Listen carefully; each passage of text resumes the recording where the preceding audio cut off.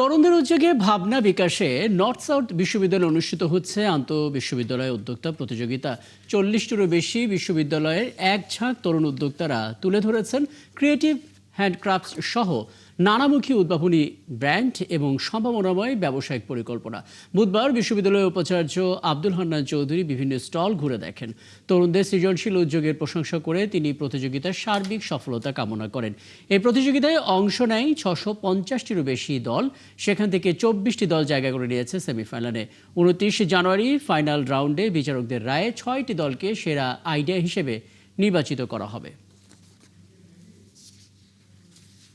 তাদের এন্টারপ্রেনারশিপের আইডিয়াটা দিয়ে তারা রিয়েল প্রোডাক্ট বা সার্ভিস কিন্তু কমিউনিটি দিচ্ছে বা দেওয়ার চেষ্টা করছে, যেগুলো আমাদের দেশের নানান ধরনের সমস্যা সমাধান করবে অথবা বাংলাদেশের ইন্ডিজিনিয়াস প্রোডাক্ট বা সার্ভিসেস তৈরি করবে।